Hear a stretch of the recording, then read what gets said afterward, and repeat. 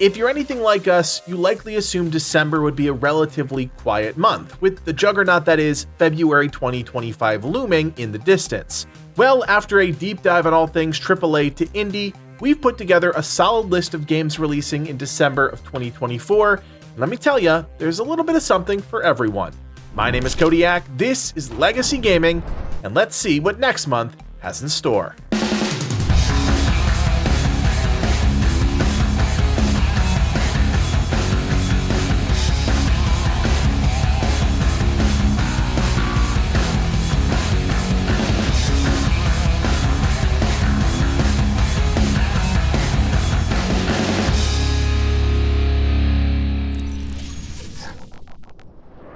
Currently one of the most wish-listed games on Steam, Delta Force, a series that technically existed since 1998, is making a huge comeback on December 4th. If you are unaware, there's a new free-to-play challenger in the Call of Duty Battlefield space, and my goodness, does this game look to deliver. Being developed by Team Jade, there's no shortage of experience behind the scenes, with many of the developers having experience on the Call of Duty mobile title. What sets Delta Force apart, at least at this stage, is just how willing the game is to go toe-to-toe with the juggernauts of the industry. Delta Force will feature 3 game modes. Operations, which are more objective-based goals where squads of 3 operators band together to help their team win. Then there's Warfare, the game's second mode. It's all-out carnage with ground and vehicular combat both at play, and with tanks, helicopters, and everything in between at your disposal. This is the game mode that puts mayhem front and center and looks to be the closest to the Battlefield experience. Finally, there's Black Hawk Down, a remastered version of the classic experience refined for a modern audience. Now, Delta Force's approach to operators is also central to the game's identity, with each character having a unique archetype design. 7 operators will be fully playable at launch, and each come with their own position, gear, and traits. Guys, just use your eyes and trust what you're seeing on the screen. This game looks really solid, and if it manages to catch even a fraction of the audience that usually plays COD or Battlefield, it'll be a huge success. For those itching for a new precise platformer at the end of the year, look no further than Symphonia. You play as Philemon, a mysterious violinist brought back to life in the realm of Symphonia, a place where music serves as the source of life and energy. Upon being brought back to life, you quickly realize that the founders and their orchestra have vanished, the world slowly falling into complete silence. Your violin and bow will serve as both your instrument and means of transportation, allowing you to catapult yourself through the world as you solve puzzles, complete platforming challenges, and reactivate the machinery that brings life and energy back into the world. Each area of the world is entirely handcrafted and has its own distinct symphonic feel, the game being all about music after all. You'll tap into Philemon's various abilities, complete numerous platforming challenges, and use your violin to activate unique level elements and bring life back to the realm. For all those interested, you can check this out on all platforms on December 5th, with a demo currently live on Steam. One game that really caught our attention is a small indie title called Uncle Chop's Rocket Shop. In this roguelite fix-em-up, you operate a service station bound to an asteroid of an unfrequented space lane. Your character, Wilbur, must repair as many ships as he can in order to pay rent to Uncle Chop. The characters and vessels that arrive at Uncle Chop's Rocket Shop have some of the wackiest issues causing them trouble from all corners of the galaxy, and you must use a wide range of tools, diagnostic devices, parts, and appliances to correctly address the issues of procedurally generated spaceships. It's a ton of little mini-games and puzzles rapidly thrown at the player, and you'll need to read manual pages for guidance, upgrade your workshop to deal with ever-increasing complexity, and interact with the wild characters that stop by in order to completely repair more and more ships each day. It genuinely feels like someone asked if a roguelite version of WarioWare mixed with the regular show was possible, and Beard Envy said, "Hold my beer, please." If that sounds as fun to you as it does to us, give Uncle Chop's Rocket Shop a try on all platforms on December 5th.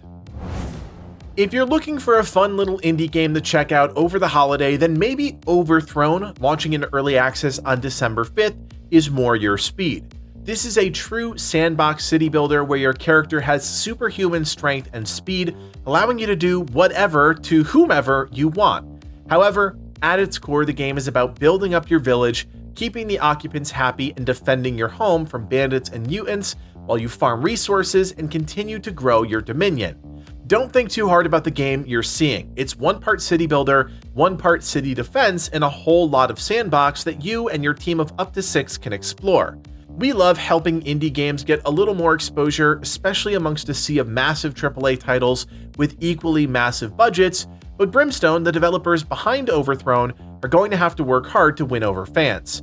The game looks like a ton of quick fun with cartoonish graphics, some interesting basic combat, and a few quirky elements, like chucking entire buildings that help make the game feel unique, but it'll have to win over fans and keep them if Overthrown hopes to wow the masses. We are well past the golden age of the hero shooter, but that's not going to stop NetEase from partnering with Marvel for a huge new entry into that genre. Marvel Rivals, a new 6v6 third-person hero shooter, launches on December 6th, and let me tell you, the hype is very much real. Recent trailers and dev vlogs have seen massive numbers, and that's for good reason. The game touts 33 heroes, all unlocked and available to play at launch. No paywalls, no endless grinding to unlock heroes you don't actually like, just the core gameplay experience, all as part of the game's free-to-play model. There are a few cool ideas the team is injecting to try and shake up the relatively stable formula, including team-up abilities, which are specific to hero combination effects that can dramatically transform capabilities. There are also a number of fully destructible elements within each map which can act as offensive or defensive ploys depending on how you want to use them. However, what I think most players are going to gravitate towards are the heroes and villains, and while some are iconic like Captain America and Iron Man, there are other characters you might not be as familiar with, like Luna Snow or Penny Parker. Marvel Rivals is coming out at the perfect time, right before the holidays, when people are looking for something new, and in this case, free to play, so don't be surprised if this game pops off. Path of Exile 2, the long-awaited sequel to the 2013 action RPG hit, arrives into early access on December 6th. Grinding Gear Games has been rolling out teasers to this game steadily for a while now, and it's not an understatement to say that players across the board are filled with anticipation. 6 classes will be available at early access launch: the Warrior, the Sorceress, the Ranger, the Monk, the Mercenary, and the Witch. The first 3 acts will also be available, which will take players through the primordial forest of Agam, the Crimson Deserts of Vastiri, and the jungles once home to the Vale. The game is bringing back one of PoE's most iconic features, a massive passive skill tree, and with over 1,500 skills to choose from, customization is still very much at the heart of this game. A new skill gem system is also being introduced, which grants players access to hundreds of active skills, with each being modified by up to 5 support gems, changing their base behavior in dramatic ways. The team is also experimenting with dual specialization, which will let players experiment with skills aligned to 2 different weapon sets, making hybrid builds possible. Path of Exile is on an unprecedented run right now, seeing month-over-month growth, which is rare for a game that's been out for well over a decade, but here we are, and I have no doubt PoE 2 is about to shake up the genre once again. Launching on December 9th is Indiana Jones and the Great Circle. We have been keeping a close eye on this game because it is interesting, we just don't know if it'll translate to the masses. You'll play as Indiana Jones, who else? And you'll travel across the world as you uncover the mystery of the Great Circle. The game is a single-player, narrative-driven adventure that combines elements of exploration, puzzle solving, and some light stealth in combat, but it's the former that we think the developers are hanging their fedora on. One recent surprise we learned about the game is that it'll feature some large semi-open world elements where you can explore off the beaten path and find new puzzles and secrets. It's surprising because this genre is almost exclusively on rails, meaning you can't wander off the main story, so to add true exploration to an Indiana Jones game is intriguing, and it makes a lot of sense. That being said, we don't know how those elements will play out or pay off, and we don't know how the combat will shake out, which doesn't look exactly polished. You have access to your fists, a whip, and a revolver, and I worry that might get stale quickly. Still, we're going into this one cautiously optimistic. Indy is a legend, no one can dispute that. We're just not sure how that will all translate to a monster AAA title. If you're itching for a bit of co-op nostalgia, look no further than Power Rangers Rita's Rewind, a nostalgic 90s arcade beat-em-up that quickly turns into something else entirely, changing perspectives, adding in unique, fresh gameplay sequences, and showing us a true modern evolution of this retro throwback. Solo or with up to 5 players, you'll be able to experience the origins of the mighty Morphin Power Rangers as you go up against Robo Rita. Fan-favorite enemies such as Goldar and Guy make an appearance here, and you'll even be able to pilot all the original dinosaurs, eventually jumping into the cockpit of the legendary Megazord to take down gigantic bosses.